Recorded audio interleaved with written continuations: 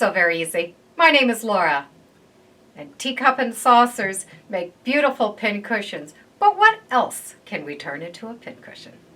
Just digging through your house, I'm sure you'll find some interesting things that can be turned into pincushions. Simple little glass jars work great. They're attractive, and we can also fussy cut fabric for them. The same idea as we would do with the teacup. And in this case, it was as simple as filling up this container with some leftover batting and some fiberfill that you would stuff animals with. And all of that batting is very tightly put in there. The circle was just a little bit bigger than that outside. And from there, I just worked it all the way around the outside. No gluing needed. I just kept sticking all of those pieces inside. Because it was very tight, it's just holding it right into shape. You can always add a little bead of glue around the inside if you want to secure that in permanently. But I like just leaving this, and then I can change that if I want. Whimsical things are always fun. This was designed to sit beside a sink so that you could put your sponges and SOS pads inside. And it definitely has been well used. Fill this up with some kind of a fiber fill. You can even put a little bit of two-sided tape around that outside so that when you push your fabric in, it will stick on the two-sided tape on the sides. I now have a whimsical pincushion. This little candy dish looks like a fruit basket. I'm going to try to duplicate this shape. So the bottom is going to be tighter than the top. With a couple of stitches, I can hold those layers together, put some two-sided tape in here, or some glue, and just stick it in. You can always add glue in the bottom if you want it to be permanent. There are so many different whimsical and beautiful little egg cups. It makes a nice little pincushion. Start with the circle and do a row of stitching by hand all the way around the outside.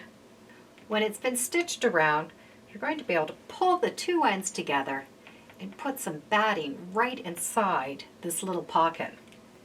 Start by putting the batting first inside of the egg so you know how much you're going to need. It's easier to figure out how much you need with this than trying to take it in and out of your little pocket. Once I know that I have enough, and it does seem like a lot, I'm going to be able to put it in this little pocket. And as you pull those two threads together, you're going to be able to tuck all of that batting inside. And now you can tie a knot and hold all of this together. Once I have my little circle stuffed, I'm going to be able to just shove it right inside. Some will stay nice and firm that you don't need to glue them. Others you will need to glue. This is one of these scent candles where you would put some wax or oil up at the top and put that little candle in underneath. You can build the top into a pincushion.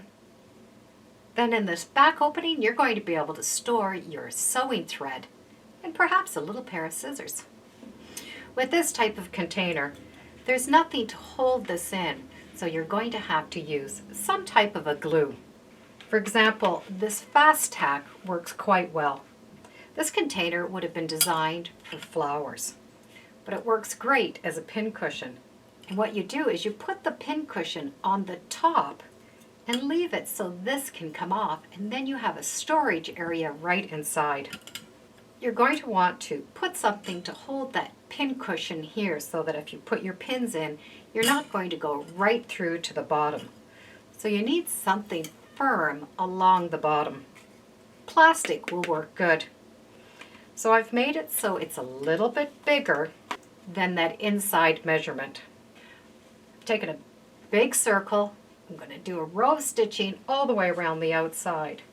Sandwich that together and then pull that string and gather this all together. I'm going to take some stitches back and forth until this is secure and nice and tight. You can either put this pincushion in underneath or place it along the top. It will all depend on how much room you have to stick some glue and stick your pincushion on. You will need this pincushion secured on so that when you do put the pins in, it's not going to fall to the bottom. And on the back, this is a good time to put a nice big button. You can also glue a piece of jewelry on there, an old brooch, and that will give the back a nice look. And when this is all dried, you have a great storage container. And this will still fit on top, and your scissors will fit in the little holes. And I now have a workable pincushion. Containers with lids also work great. And in this case, you won't even see the pincushion because the pincushions are going to go inside the lids. Some lids you're going to be able to just stuff and then poke that fabric in all the way around the outside. If you can't get your fingers in, use a pair of tweezers and just pull that fabric to the inside. Once your little pincushion is in the lid, you're going to be able to store the container and put the lid on.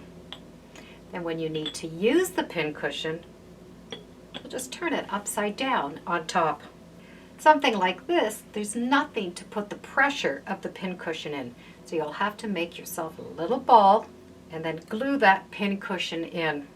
You will still have the use of the little storage, and then the pincushion will go right on top. So the pincushion and all your sewing supplies are hid. You don't always have to use containers.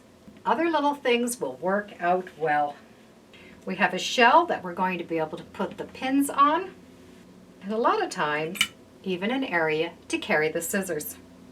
And this is what I use beside my chair in my living room.